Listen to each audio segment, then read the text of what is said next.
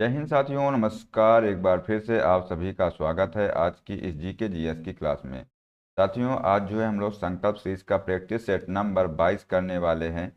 इसके पहले साथियों हमने आपको 21 प्रैक्टिस करा दिए हैं। अगर आप लोगों ने उनको नहीं देखा है तो उसकी एक प्लेलिस्ट बनी हुई है, तो वहाँ जाकर उनको देख लीजिए। साथियों, जो भी बच्चे रेलवे एग्जाम की तैयारी कर रहे हैं उन सभी के लिए आज की जो क्लास है काफ़ी हेल्प होने वाली है। और साथियों, इस क्लास में हमने टॉप 30 क्वेश्चंस लिए हैं जो कि मोस्ट इंपॉर्टेंट क्वेश्चंस हैं और जो है ये एग्जाम में आ सकते हैं। इसलिए साथियों, इस क्लास को शुरू से लास्ट जरूर देखिएगा।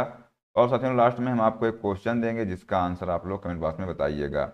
साथियों, आइए स्टार्ट करते हैं। पहला क्वेश्चन साथियों यहाँ पूछा गया है कि महात्मा गांधी द्वारा भारत छोड़ो आंदोलन किस वर्ष से शुरू किया गया था। बताइए इसका आंसर क्या हो जाएगा कि महात्मा गांधी द्वारा भारत छोड़ो आंदोलन किस वर्ष से शुरू किया गया था। साथियों, इसका आंसर हो जाएगा ऑप्शन नंबर बी, 1942 में। कब शुरू किया गया था? 1942 में साथियों इसको शुरू किया गया था, भारत छोड़ो आंदोलन। ठीक है, ऑप्शन नंबर बी साथियों इसका राइट आंसर हो जाएगा। नेक्स्ट क्वेश्चन है, स्वच्छ भारत मिशन किस लिए है? बताइए इसका आंसर क्या होगा कि स्वच्छ भारत मिशन किस लिए है। साथियों, इसका आंसर हो जाएगा ऑप्शन नंबर सी, भारत को स्वच्छ एवं स्वस्थ बनाने के लिए साथियों इस मिशन की शुरुआत की गई थी। इस मिशन की शुरुआत, तो स्वच्छ भारत मिशन की शुरुआत साथियों भारत को स्वच्छ एवं स्वस्थ बनाने के लिए की गई थी। आगे बात करते हैं, अगला क्वेश्चन देख लेते हैं। पूछा गया है साथियों इसमें कि भारत में पश्चिमी शिक्षा और अंग्रेजी भाषा शुरू करने की वकालत किसने की थी। बताइए इसका आंसर क्या हो जाएगा कि भारत में पश्चिमी शिक्षा एवं अंग्रेजी भाषा शुरू करने की वकालत किसने की थी। साथियों, ऑप्शन है बाल गंगाधर तिलक, राजा राम मोहन राय, दादा भाई नौरोजी या गोपाल कृष्ण गोखले। साथियों, इसका आंसर हो जाएगा ऑप्शन नंबर बी, राजा राम मोहन राय ने साथियों भारत में पश्चिमी शिक्षा एवं अंग्रेजी भाषा शुरू करने की वकालत की थी। ठीक है, तो ऑप्शन नंबर बी साथियों इसका आप लोग राइट आंसर याद रखिएगा। नेक्स्ट क्वेश्चन है, यूएनओ का मुख्यालय स्थित है, ये आपसे पूछा गया है। बताइए इसका आंसर क्या हो जाएगा कि यूएनओ का मुख्यालय कहाँ पर स्थित है। साथियों, ऑप्शन है न्यूयॉर्क, वाशिंगटन, जिनेवा या वियना। राइट आंसर हो जाएगा ऑप्शन नंबर ए, न्यूयॉर्क में साथियों यूएनओ का मुख्यालय जो है स्थित है। ठीक है, नेक्स्ट क्वेश्चन है, भारतीय स्वतंत्रता संग्राम के दौरान समाचार पत्र यंग इंडिया को किसके द्वारा प्रकाशित किया गया था। बताइए इसका आंसर क्या हो जाएगा। आसान क्वेश्चन साथियों है ये आप सभी को क्वेश्चन आंसर इसका आता होगा। तो इसका आंसर क्या हो जाएगा कि भारतीय स्वतंत्रता संग्राम के दौरान समाचार पत्र यंग इंडिया को किसके द्वारा प्रकाशित किया गया था। तो साथियों, इसका आंसर हो जाएगा option number C, Mahatma Gandhi. कौन? ऑप्शन नंबर सी साथियों महात्मा गांधी के द्वारा यंग इंडिया को शुरू किया गया था। ठीक है, नेक्स्ट क्वेश्चन है, पीआईओएस का क्या अर्थ है। बताइए, पीआईओएस का अर्थ आपसे पूछा गया है, यानी कि बीआईओएस का फुल फॉर्म बताइए क्या है इसका आंसर। साथियों, इसका राइट आंसर हो जाएगा option number A, system hardware के पुर्जों को प्रारंभ करना। इसका साथियों फुल फॉर्म होता है। ठीक है, इसका अर्थ है सिस्टम हार्डवेयर के पुर्जों को प्रारंभ करना। नेक्स्ट क्वेश्चन है, ऑन्कोलॉजी किस बीमारी के उपचार से जुड़ा है। बताइए आंसर क्या हो जाएगा। ऑन्कोलॉजी साथियों किस बीमारी के उपचार से जुड़ा है। तो इसका आंसर हो जाएगा ऑप्शन नंबर सी। तो जो ऑन्कोलॉजी है ये कैंसर की बीमारी से जुड़ा हुआ है, कैंसर की बीमारी के उपचार से जुड़ा हुआ है। ऑप्शन नंबर सी साथियों इसका राइट आंसर हो जाएगा। ठीक है, अगला क्वेश्चन है, थार का रेगिस्तान स्थित है। बताइए साथियों, अगला क्वेश्चन है, थार का रेगिस्तान कहाँ पर स्थित है। बताइए इसका आंसर क्या सभी को मालूम होगा क्वेश्चन आंसर इसका। तो थार का जो रेगिस्तान साथियों है ये ऑप्शन नंबर बी, राजस्थान में स्थित है। कहाँ पर स्थित है? राजस्थान में। ठीक है, आसान प्रश्न था। अगला क्वेश्चन साथियों है क्वेश्चन नंबर 9। साथियों इसमें पूछा गया था कि विटामिन डी सबसे ज्यादा होता है। बताइए जो विटामिन डी है वो सबसे ज्यादा किस में होता है। तो आंसर हो जाएगा कॉड लीवर तेल, यानी मछली का जो तेल साथियों होता है इसमें सबसे ज़्यादा विटामिन पाया जाता है। तो ऑप्शन नंबर सी साथियों इसका राइट आंसर हो जाएगा। अगला क्वेश्चन है, भारत का संविधान दिवस को मनाया जाता है। बताइए जो भारत का संविधान दिवस है ये कब मनाया जाता है? साथियों इसका आंसर हो जाएगा ऑप्शन नंबर सी, 26 नवंबर को मनाया जाता है। कब मनाया जाता है? तो भारत का संविधान दिवस साथियों ये 26 नवंबर को मनाया जाता है। अगला क्वेश्चन है, भारत की मवेशी रोग निगरानी एवं पूर्वानुमान प्रणाली का नाम क्या है? ये आपसे पूछा गया है, बताइए इसका आंसर क्या होगा कि भारत की मवेशी रोग निगरानी एवं पूर्वानुमान प्रणाली का नाम क्या है? आंसर हो जाएगा साथियों बायोसेफ्टी लैबोरेटरी। क्या नाम है? बायोसेफ्टी लैबोरेटरी इसका नाम है। तो ऑप्शन नंबर सी साथियों इसका राइट आंसर हो जाएगा। ठीक है। अगला क्वेश्चन है, डैश को उपस्थिति के कारण हमें वह गंध महसूस होता है जिससे एलपीजी सिलेंडर लीक होने का पता चलता है। ये किसकी उपस्थिति के कारण जो है वह गंध महसूस होती है जिससे कि एलपीजी जो सिलेंडर होता है वह लीक होने का पता चलता है? साथियों इसका आंसर हो जाएगा सल्फर यौगिक। ऑप्शन नंबर सी साथियों इसका राइट आंसर हो जाएगा। सल्फर यौगिक मौजूद होने के कारण साथियों जो एलपीजी सिलेंडर होता है जब ये लीक होता है तो ये महसूस होता है। ठीक है। अगला क्वेश्चन है,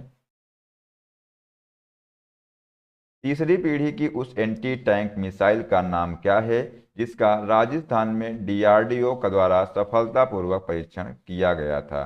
साथियों इसका राइट आंसर क्या हो जाएगा कि वो तीसरी पीढ़ी की जो उस एंटी टैंक मिसाइल का नाम आपसे पूछा गया है जिसका राजस्थान में डीआरडीओ द्वारा सफलतापूर्वक परीक्षण किया गया था। साथियों इसका नाम है नाग। ऑप्शन नंबर बी साथियों इसका राइट आंसर हो जाएगा। ठीक है। अगला क्वेश्चन है, साथियों अगला क्वेश्चन पूछा गया है इसमें, भारतीय सशस्त्र बलों ने, साथियों अगला क्वेश्चन है, भारतीय सशस्त्र बलों ने ऑपरेशन मेघदूत का संचालन कहां पर किया था? बताइए इसका आंसर क्या हो जाएगा कि भारतीय सशस्त्र बलों ने ऑपरेशन मेघदूत का संचालन कहां पर किया था? साथियों आंसर हो जाएगा सियाचिन। ऑप्शन नंबर सी साथियों इसका राइट आंसर हो जाएगा सियाचिन। दोस्तों इसका आप लोग राइट आंसर याद रखिएगा। ठीक है। नेक्स्ट क्वेश्चन है, दबाव, दबाव डैश को नापा जाता है, यानी आपसे पूछा गया है कि दबाव किससे मापा जाता है? साथियों आंसर हो जाएगा बल एवं क्षेत्रफल। ठीक है। तो दबाव यानी दबाव बल एवं क्षेत्रफल उसे मापा जाता है। ठीक है। अगला क्वेश्चन, नेक्स्ट क्वेश्चन है, यदि वायु गुणवत्ता सूचकांक डैश के बीच हो तो वायु प्रदूषण के स्तर को माध्यम माना जाता है? बताइए इसका आंसर क्या होगा। यदि वायु गुणवत्ता सूचकांक डैश के बीच हो यानी किसके किसके बीच में हो तो जो वायु प्रदूषण के स्तर को माध्यम माना जाता है। साथियों इसका आंसर हो जाएगा ऑप्शन नंबर डी, 151 से 200 के बीच में अगर हो तो जो वायु प्रदूषण के स्तर को मध्यम माना जाता है। ठीक है। अगला क्वेश्चन है, मोबाइल फोन का उपयोग करके धन स्थानांतरण करने वाली प्रक्रिया को कहा जाता है? बताइए इसका आंसर क्या हो जाएगा कि मोबाइल फोन का उपयोग करके धन स्थानांतरण करने वाली प्रक्रिया को कहा जाता है? आंसर हो जाएगा साथियों आईएमपीएस। क्या कहा जाता है? आईएमपीएस इसको कहा जाता है। ऑप्शन नंबर सी साथियों इसका राइट आंसर होगा। नेक्स्ट क्वेश्चन है, 2024 में राजीव गांधी खेल रत्न पुरस्कार से किसे सम्मानित किया गया था?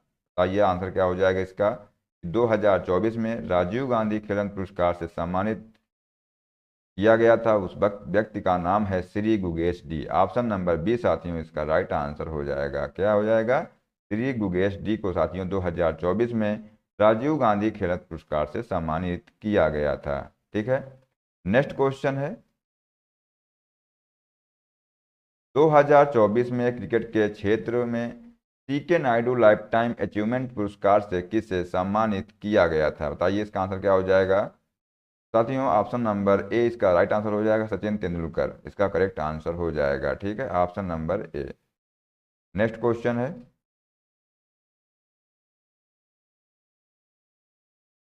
माचिस की तीलियों में होता है, बताइए माचिस की तीलियों में डैश होता है, क्या होता है?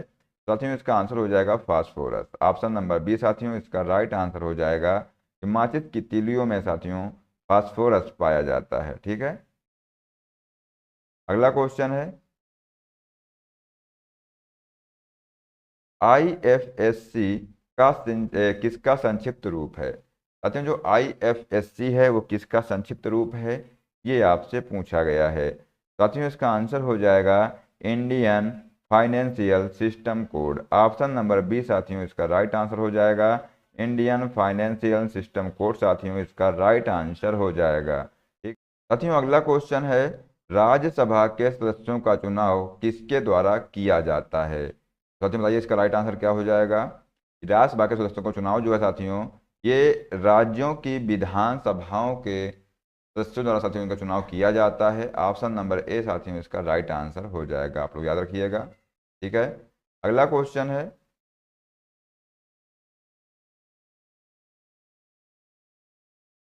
शब्दों के जोड़े दिए गए हैं, इनमें से भिन्न को ज्ञात करना है। तो साथियों बताइए इसका इसमें कौन सा राइट आंसर हो जाएगा, इसमें भिन्न कौन सा है। तो साथियों यहाँ देख लेते हैं जितने आंसर ऑप्शन दिए हुए हैं। 5 जून को साथियों विश्व पर्यावरण दिवस मनाया जाता है, ये सही है। 22 अप्रैल को पृथ्वी दिवस मनाया जाता है साथियों, और 22 मार्च को विश्व जल दिवस मनाया जाता है। लेकिन जो 22 मई है साथियों इसको विश्व गौरैया दिवस नहीं मनाया जाता है। साथियों इसका राइट आंसर हो जाएगा ऑप्शन नंबर डी। साथियों इसमें पूछा गया था कौन सा भिन्न है यानी कौन सा गलत है। ठीक है साथियों आगे देख लेते हैं, अगला प्रश्न है,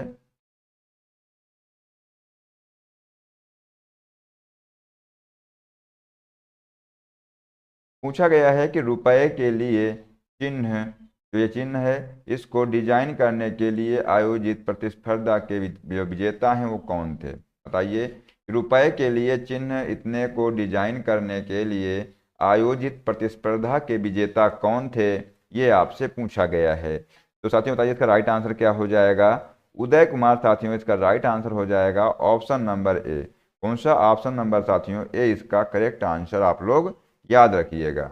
अगले क्वेश्चन की बात करते हैं, तो पूछा गया है कि सामान्य आंख के लिए स्पष्ट दृष्टि की न्यूनतम दूरी क्या है? बताइए इसका आंसर क्या हो जाएगा। आसान प्रश्न साथियों है, साइंस का क्वेश्चन है कि सामान्य आंख के लिए स्पष्ट दृष्टि की न्यूनतम दूरी कितनी होती है? साथियों इसका आंसर हो जाएगा 25 सेंटीमीटर। ऑप्शन नंबर सी साथियों इसका राइट आंसर हो जाएगा। ठीक है अगला प्रश्न देखते हैं साथियों, अगला प्रश्न है कि सूर्य को देखने के लिए किस यंत्र का प्रयोग किया जाता है? बताइए इसका आंसर क्या हो जाएगा कि सूर्य को देखने के लिए किस यंत्र का प्रयोग किया जाता है, ये आपसे यहाँ पर पूछा गया है। तो साथियों इसका आंसर हो जाएगा हेलियोस्कोप। ठीक है ऑप्शन नंबर सी साथियों इसका राइट आंसर, आप लोग याद रखिएगा। हेलियोस्कोप साथियों इसका करेक्ट आंसर हो जाएगा। अगला प्रश्न है,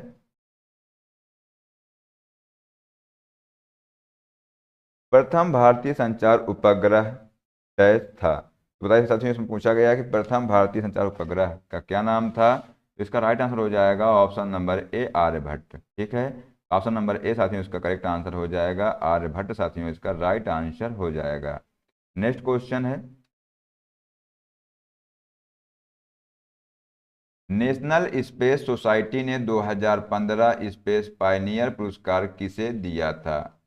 तो साथियों इसका आंसर हो जाएगा ऑप्शन नंबर बी, इसरो की मार्स ऑर्बिटर प्रोग्राम टीम को ये साथियों ये जो पुरस्कार है इसको दिया गया था। तो साथियों ऑप्शन नंबर बी इसका राइट आंसर हो जाएगा। ठीक है याद रखिएगा, ये ऑप्शन नंबर बी साथियों इसका करेक्ट आंसर हो जाएगा। अगला क्वेश्चन है, निम्नलिखित में से किसे एक टूटा हुआ तारा कहना उपयुक्त है? बताइए क्या साथियों इसका आंसर हो जाएगा कि निम्नलिखित में से किसे एक टूटा हुआ तारा कहना उपयुक्त है? साथियों इसका आंसर हो जाएगा ऑप्शन नंबर सी, अंश एवं अवशेष। साथियों इसका करेक्ट आंसर हो जाएगा ऑप्शन नंबर सी। ठीक है अगला क्वेश्चन साथियों है, साथियों लास्ट प्रश्न है आज की क्लास का। ये पूछा गया है कि शिमला समझौता 1972, क्या पूछा गया है? शिमला समझौता 1972 पर किनके द्वारा हस्ताक्षर किए गए थे? बताइए साथियों इसका आंसर क्या हो जाएगा। शिमला समझौता पर जो है किनके द्वारा हस्ताक्षर किए गए थे? साथियों आंसर हो जाएगा इंदिरा गांधी एवं ZA भुट्टो द्वारा इसमें साथियों हस्ताक्षर किए गए थे। ठीक है तो इसका राइट आंसर हो जाएगा ऑप्शन नंबर बी। कौन सा? साथियों इसका ऑप्शन नंबर बी इसका करेक्ट आंसर हो जाएगा। साथियों आइए देख लेते हैं आज का प्रश्न क्या है। इसमें साथियों पूछा गया है कि दूसरे फुटबॉल इंडियन सुपर लीग का चैंपियन कौन था? बताइए, दूसरे फुटबॉल इंडियन सुपर लीग का चैंपियन कौन था, ये आपसे पूछा गया है। तो साथियों इसके ऑप्शन हैं FC Goa, Chennai FC, Delhi dynamo या एटलेटिको डी कोलकाता। साथियों इसका जो राइट आंसर है आप लोग कमेंट बॉक्स में ज़रूर बताइएगा। और साथियों ये भी कमेंट करिएगा कि आप लोगों को 30 में कितने क्वेश्चन सही किए हैं। ठीक है, मिलते हैं साथियों नेक्स्ट क्लास में। जय हिंद, जय भारत, वंदे मातरम।